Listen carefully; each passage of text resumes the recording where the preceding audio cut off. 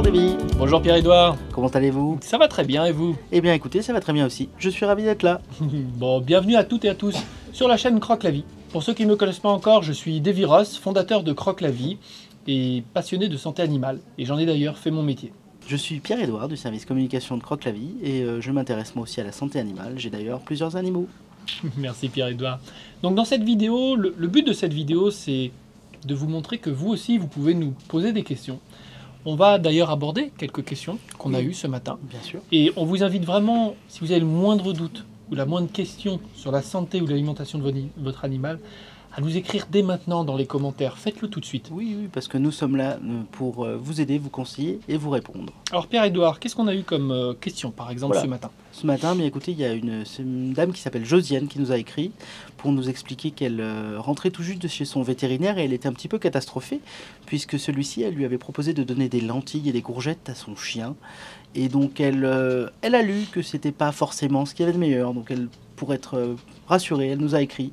Et voilà, c'est le genre de questions qu'on a reçues ce matin. Tout à fait, et c'est d'ailleurs le type de questions qu'on va aborder dans les prochaines vidéos. Voilà. Parce qu'effectivement, ce n'est pas des choses anodines. Voilà, nous sommes là en fait pour interagir avec vous et c'est le genre de questions qu'on reçoit bien souvent et que vous êtes certainement déjà posées.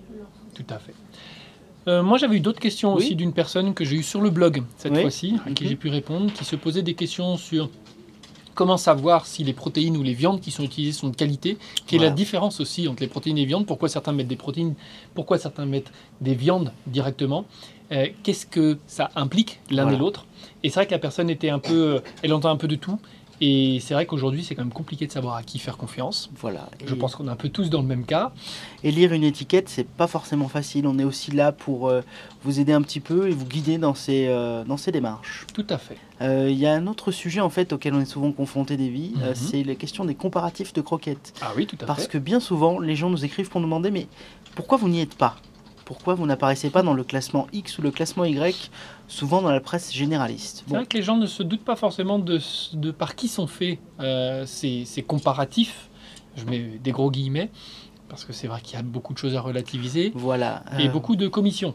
Voilà, il y a anguille sous roche, comme dirait l'autre. Ce sera un très bon sujet, ça, à aborder en vidéo pour les gens, parce qu'effectivement, souvent, les gens ont tendance, et nous les premiers, c'est normal, hein, alors nous les premiers, peut-être pas dans les croquettes, mais généralement, on aime les comparatifs et on part du principe quand même que c'est objectif. Mais malheureusement, c'est très rarement le cas.